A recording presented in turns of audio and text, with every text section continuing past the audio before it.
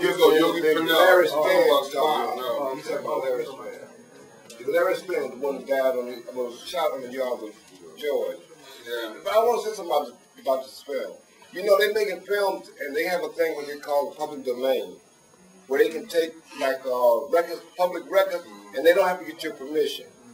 The author, the person who did this film did not talk to any of those people. Before we came in here, we were on the phone with 3 of those people who was in that Justice Center. Willie Tate, David Johnson, and they are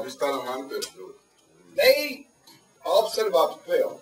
One of the reasons why Suja was out here to speak on the film. The other thing is that the gun that George had in the Justice Center, this is very important because this can be documented. It's been said by Bobby Seale, so we're not stitching on anybody. It's already in books. That gun that they found on the yard, they say that George had, that gun was bought by the Black Panther Party with a collection of guns. A group of guns was bought out of Tucson, Arizona, 2 years prior to George's death.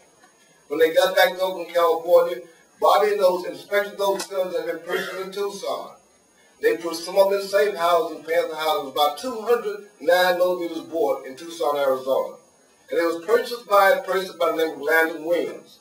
Landon Williams was a field marshal in the Black Panther Party. He eventually was on trial and was able to connect with Bobby Seale. Now, what you need to know about that is that one of those Panther houses where those guns was raided. That particular gun was in police possession 2 years prior to George Jackson being killed. They never explained how did the gun get out of police custody, having been retrieved by the cops in a raid, and ended up in the yard standing with George's death. The other thing about this film is that these kinds of films, I'm going to warn you now, there's a film getting ready to come out on Osama Shakur. This film is another controversial film because they only wouldn't talk to 2 or 3 people. One of the things about these people in this contemporary history is these people are alive, can attest to certain things. These people have never been interviewed. The writer, the producer, or the writer of this film, on Osama was getting ready to come out, he states that he talked to Rosemary Milley and he talked to Kathleen Cleaver. Now, in talking to Kathleen Cleaver, who's our comrade, we love her dearly. Kathleen was not even in the country when the stuff was happening with Osama. So they used Kathleen and people like her name to give it authenticity. And you say it's all right, which is bullshit. Rosemary Milley, we never spoke to her. She said she got duped into the... See, and we've been in contact with the writer and the producer of this film coming out on Asada, and we'll question him about the inaccuracies. He got Asada having been married to Zayd Shakur. He claims that he was locked up with Asada on Rikers at some period in time, or MCC, and they got to talking, and she led him to believe that her and Zayd was married, which was bullshit. You saw the film earlier on, what is that? She explained that she took the Shakur name in honor to respect Zayd. They were never lovers and they never were married. But in the film, it's going to be that she's married to him. The point I'm trying to make is this: films like this, and with the producers and those people, they intentionally do not show up.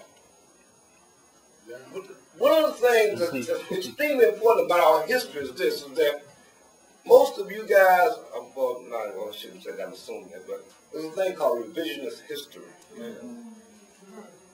That's when, you take shit and used to make it what you wanted to do. And as we get older, and those of us die, as we get older and those of us die, and when that takes place and whatnot, then there's nothing that you can, you don't have anything to say, well, what's real and what's not real. And this is how most of our history has been distorted in this country and whatnot. And so a lot of us around, we're out on an ego trip, and we run around now, because a lot of us been in our 60s and late 50s and we're in the Black Panther Party, and we're not going to be here much longer. A lot of us have left here already. And so now you have a group of people coming along now, and they're rewriting history and whatnot, things that didn't even take place. And you people, and young people, when you read history, if you don't know, and you get some messed up ideas. They got people running around now talking about Asada's Tupac's mama and blah, blah, blah, blah, blah, blah. And the whole thing is that they don't understand that the Shakur family which was a revolutionary family, was the premier revolutionary family, black revolutionary family in this country at one time. They adopted a lot of people's names who were not blood related, but they came a family. Shakur is a family name that Saladin Shakur took everybody in. A lot of people, and there's a lot of Shakurs who don't use the Shakur name. Like Abdul Majid considered himself a Shakur, but he's Abdul Majid. He grew up in that household and whatnot, even before the Black Panther Party, when they all lived in Queens. I'm just listening to a few historical tidbits about some of the things that are taking place. The other thing about this film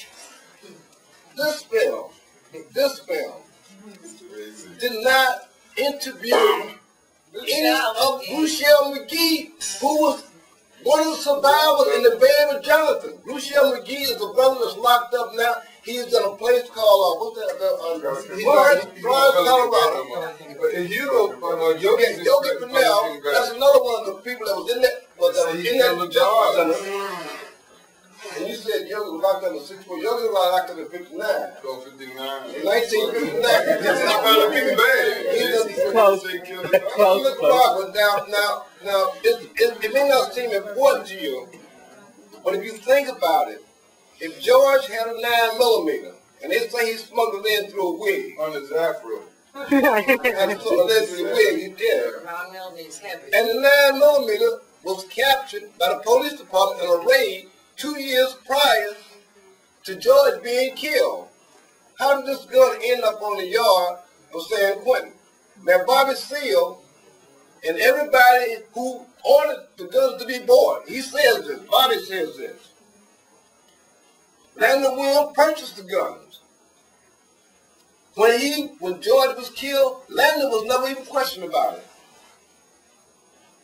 Never even questioned about it. So it's little things like this, so we get some messed up ideas. And then you got people who, one of the women who played George in this movie, and back in the 60s, she was my hero, man. Vanetta McGee, and I'm surprised they would even take them kind of roles and whatnot. And then they had this pig from CSI playing George. Yeah, right. But I need to come on now.